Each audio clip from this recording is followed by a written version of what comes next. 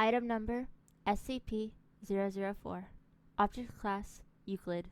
Special Containment Procedures. When handling items SCP-004-2 through SCP-004-13, proper procedure is vital. These items are not permitted to be moved off-site unless accompanied by 2 Level 4 security personnel. Under no circumstances should any other component of SCP-004 be taken through SCP-004-1. The effects of doing so are as yet unknown, and the current cost of experimentation makes further research impractical. Should any of the objects contained within SCP-004-1 breach containment, or the facility be breached, the keys must be brought inside and the door closed prior to activation of Site-62's on-site warhead. Unauthorized removal of keys from the testing area is grounds for immediate termination. Level 1 clearance is required for basic access to SCP-004-1. Level 4 clearance is required for use of SCP-004-2-13.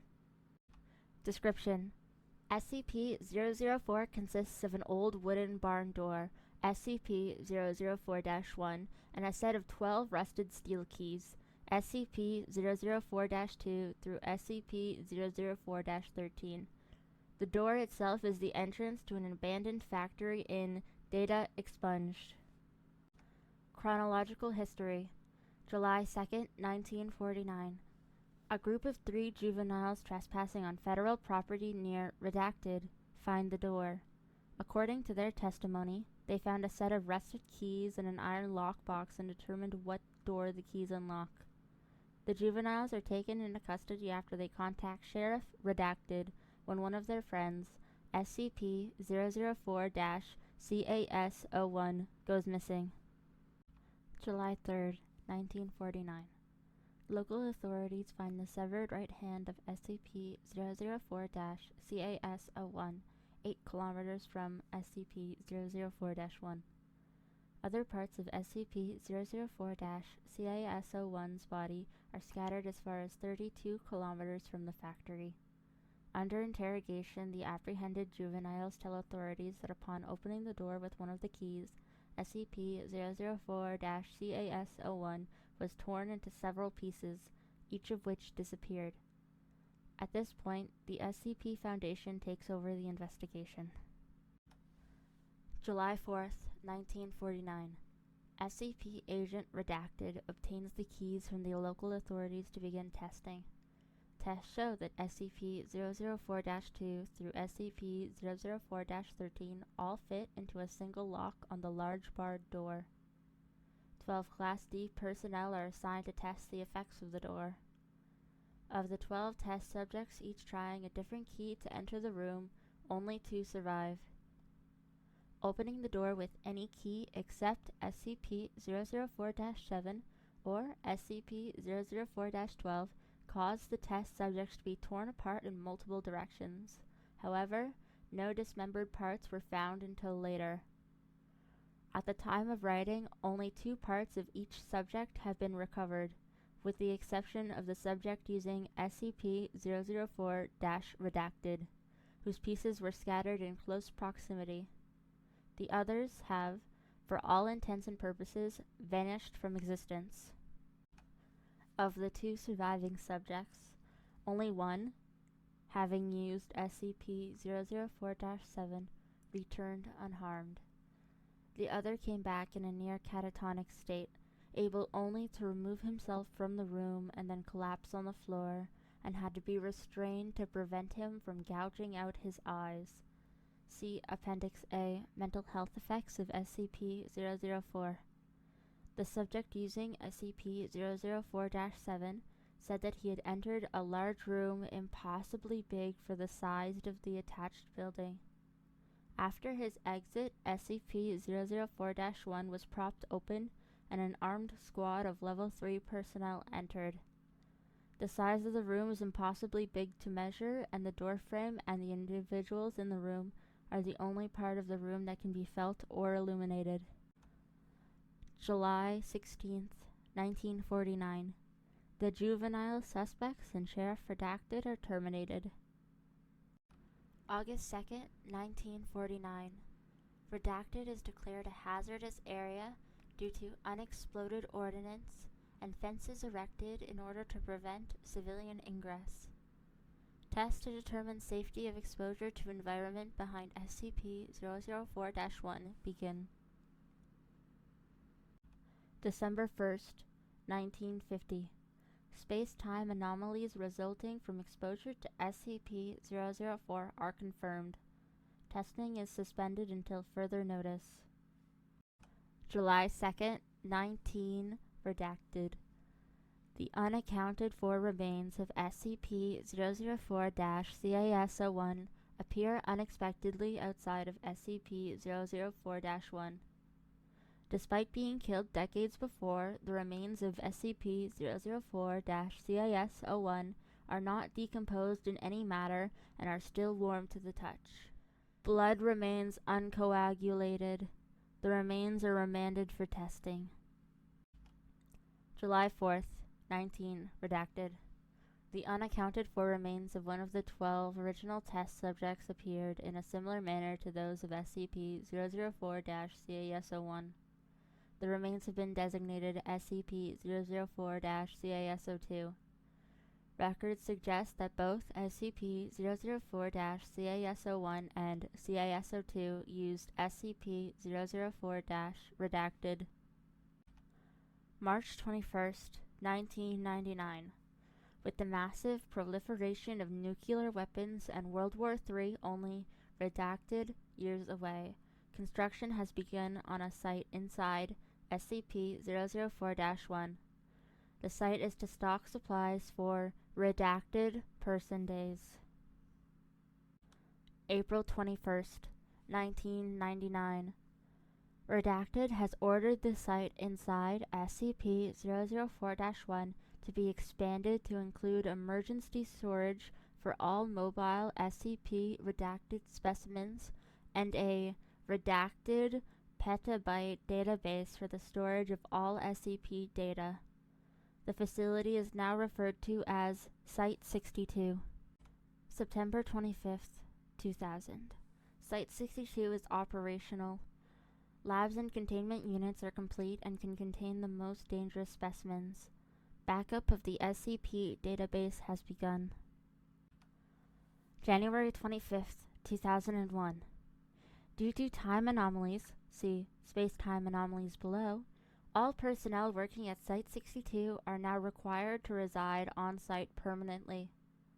Families of personnel are to be informed that loved ones perished in an industrial accident. Cloned bodies have been prepared for funeral. August 14th, 2003. Massive power outage across northeast United States and through Canada. Due to the initial failure of multiple SCP generators, Site-62 was without power for 53 minutes. During those 53 minutes, those on-site were completely without any source of light. They reported sensing creatures and people, although no abnormal entities could be seen or felt. Selected facility personnel were allowed to read Redacted, Appendix A, and said the creatures sensed were of humanoid size, but otherwise similar to the massive green creature described. Space-time anomalies. SCP-004 seems to propagate spatio-temporal anomalies. Personnel leaving the facility report losing time. Those who have been in the site for weeks insist that they have only been in the facility for several days, and records of work completed and supplies consumed support their claims. Other temporal anomalies involve SCP-004-2 through 13, especially the reappearance of SCP-004-CIS-01 and SCP-004-CIS-02 exactly redacted years after using SCP-004-redacted. Redacted has been assigned to investigate all aspects of these time anomalies. Spatial anomalies include the impossibly large dimensions of the area opened by SCP-004-7. Similarly, the 2003 blackout incident suggests that there exists an alternate plane of existence within the same space that Site-62 occupies. Additional notes. Testing on SCP-004 reveals that 10 of the keys open SCP-004-1 on a dimension where the laws of physics and topology are significantly different than those of our home dimension. Test subjects meeting these hostile conditions are torn apart, their body parts deposited in various locations, only 3 of which have been verified to be on Earth. Material deposited at 2 of these points appear immediately. Material deposited at the 3rd appears exactly, redacted, years into the future. The other 7 locations are currently unknown. Current testing focuses on 2 avenues of research. The first is finding ways to survive SCP-004's hostile topologies. The second, Data Expunged, suggests that SCP-004-2 through -13 may open doors other than SCP-004-1. Current testing focuses on 2 avenues of research. The first is finding ways to survive SCP-004's hostile topologies. The second, Data Expunged, suggests that SCP-004-2 through -13 may open doors other than SCP-004-1. Appendix A. Mental health effects of SCP-004-12. All Class D personnel using SCP-004-12 return in a catatonic state, unable to speak. Some may have enough energy left to try to claw out their eyes. Of the 16 subjects, only 4 have survived. Only 1 has regained speech through long-term psychotherapy. He was able to tell the psychiatrist that he saw a massive green creature, so large that much of its body extended beyond his field of view. He reported innate fear and sudden recognition, as if it were something buried deep in his primal fears, and forced implantation of incomprehensible memories. Subject displays acute anterograde and retrograde amnesia. Appendix B. Additional information. Item number SCP-004-14. Date of discovery: September 2nd, 1950. Origin of object. Object was discovered elsewhere in factory area in the previously undiscovered manager's office. Description. Object appears as a large, unvarnished wooden box. This box may be unlocked by the safe key SCP-004-7, as well as 5 of the unsafe keys. See document SCP-004-1. Upon unlocking SCP-004-14 with SCP-004-7, the box opens automatically on hinges. The volume of the space inside is precisely 5 times greater than the outer dimensions imply. Items placed within while the lid remains open do not affect the weight or any other properties of the box. When the lid is closed and locked, however, all items inside vanish irretrievably.